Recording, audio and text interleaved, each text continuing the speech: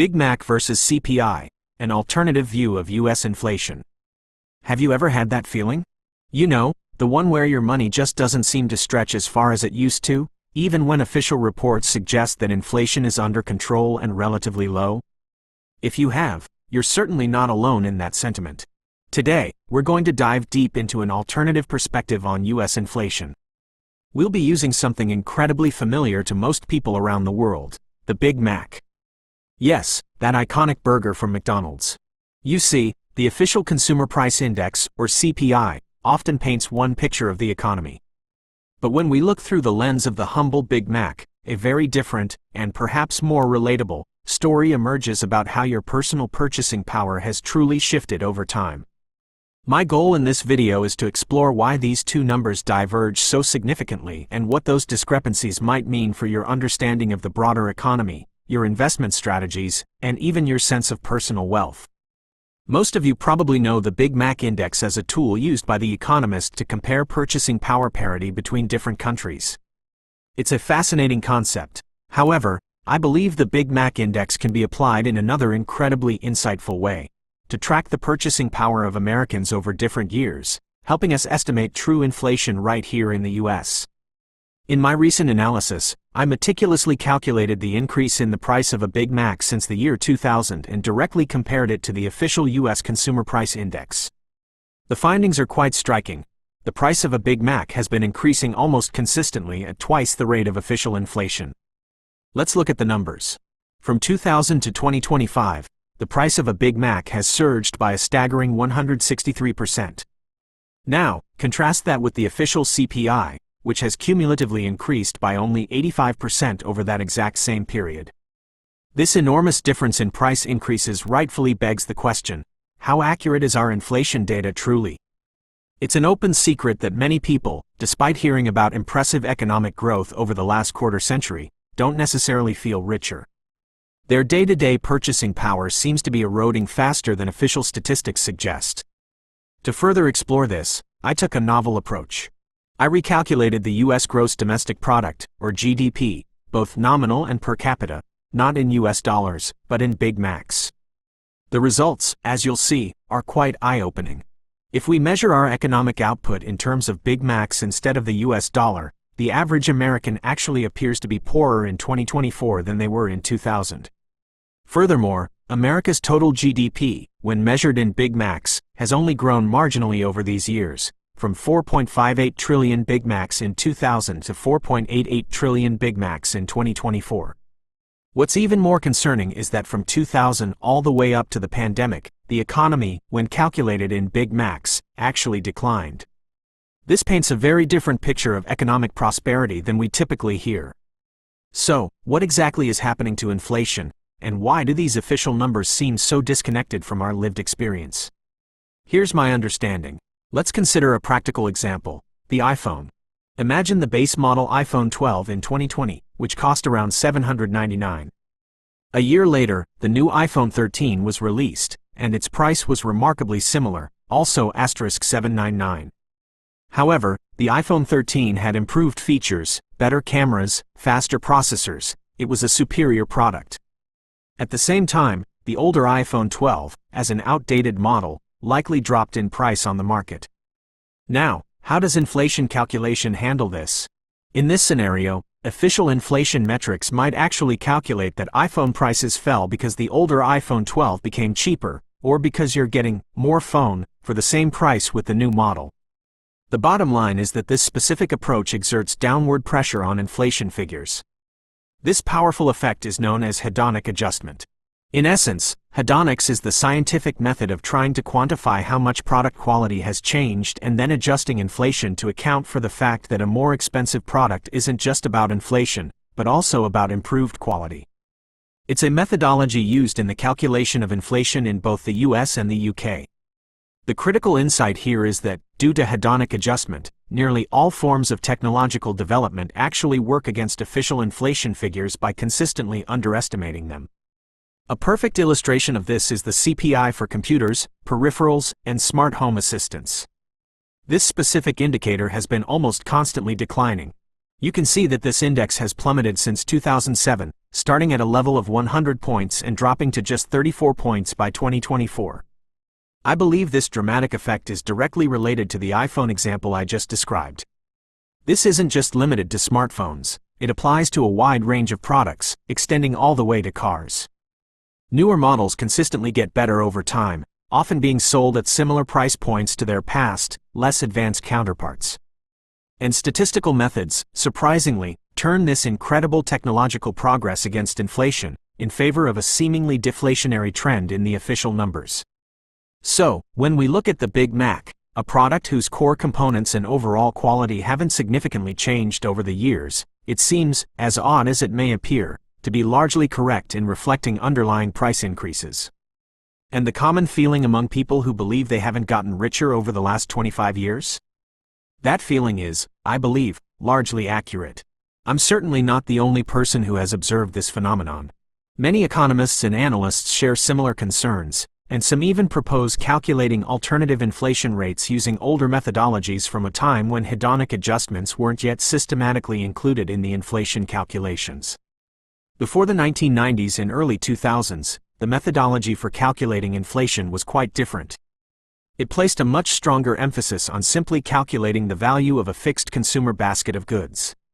However, modern methodologies have undergone significant changes, becoming far more complex. Today, inflation calculations take into account numerous additional factors that were less prominent or entirely absent before.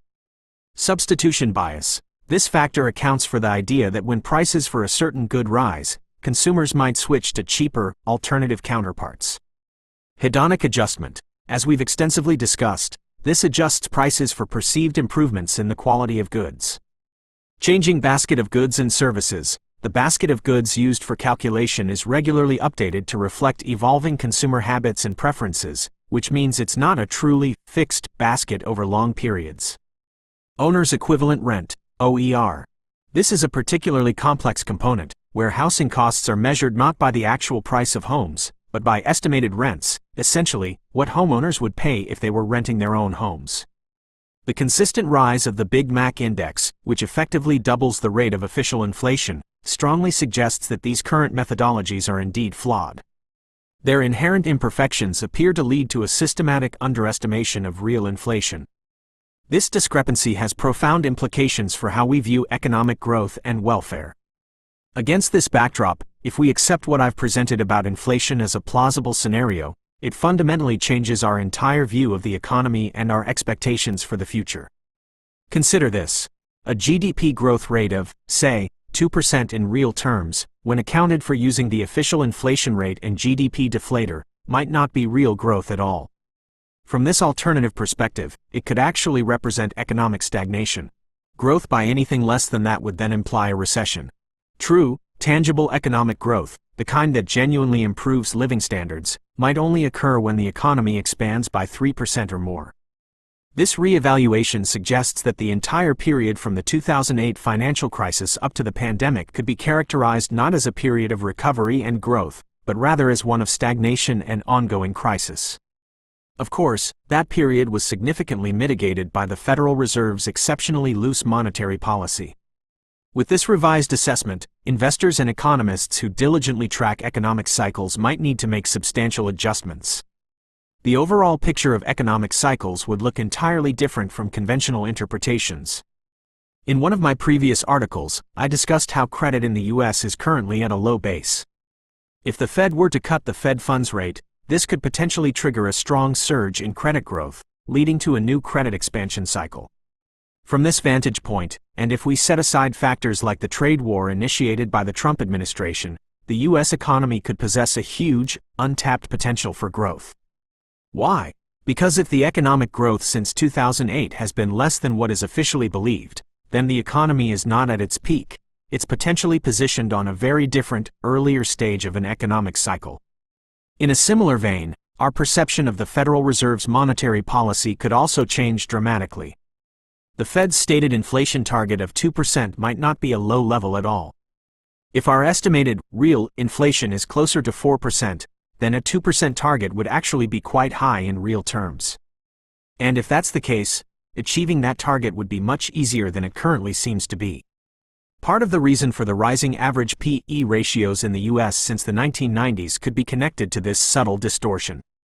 Under current conditions, if actual real inflation is, for example, 4%, then the Fed's policy would effectively be as loose as if official inflation were at 2%. This distortion pushes Fed policy towards an easing bias. The yields on bonds and even on simple bank deposits would look completely different through this lens. If you factor in an additional, say, 2% of unacknowledged inflation each year, a level one assume is consistently underestimated in official figures, then even now, 10-year U.S. Treasury bonds could have a negative real yield when adjusted for this hidden inflation. Their nominal yield is currently around 4.3%, while the latest official inflation data reported 2.4%. But if we add that assumed additional 2% to the real inflation figure, it could be as high as 4.4% per annum, which is higher than the yield on 10-year treasuries. This reevaluation completely changes the calculus surrounding the U.S. national debt. If Treasury bonds consistently offer negative real yields, then the problem of the U.S. national debt, from a real purchasing power perspective, might simply not exist as we commonly perceive it. From this adjusted perspective, ordinary people might need to reconsider their attitudes toward savings deposits and other fixed income instruments. Because, very often, the nominal interest earned will not cover the true, real loss of purchasing power that's occurring due to underestimated inflation. Even the intrinsic value of a company's shares can be viewed differently. I've also put together a table where I recalculated the values of the S&P 500 index in terms of Big Mac units. When you see the S&P 500 expressed in Big Macs, that dizzying, seemingly unstoppable market upswing of the last 25 years suddenly isn't quite so dramatic. The picture fundamentally changes. Of course, my specific estimate of a 2% annual inflation distortion might not be perfectly precise, and it's certainly open to debate. However, the fundamental point remains: the methodologies used for calculating inflation are inherently imperfect.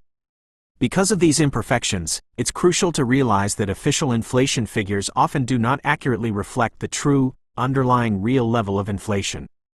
This understanding can make many economic issues and personal financial situations look vastly different from what they appear to be at first glance. I firmly believe that this factor, the potential for underestimated real inflation, should always be kept in mind when you analyze economic data or make financial decisions. It can genuinely help you look at all economic issues from a refreshingly different angle, and in doing so, it might even help you find answers to many of your lingering questions about the economy. Let me be clear. I don't believe this underestimation is done on purpose, or as part of some grand conspiracy. Our economic life is incredibly multifaceted. There are always countless complex processes at play, and it's genuinely difficult, if not impossible, to perfectly account for everything. Therefore, when it comes to inflation accounting, it's most likely a matter of the inherent imperfections of the calculation methods themselves. What are your thoughts on this alternative view of inflation? Do you believe that real inflation is consistently higher than official numbers suggest? Or do you think the current methodologies are largely accurate? Share your perspective in the comments section below. If you found this deep dive insightful and thought-provoking, please give this video a like. And for more unique economic perspectives and analyses, be sure to subscribe to the channel. Thank you so much for watching.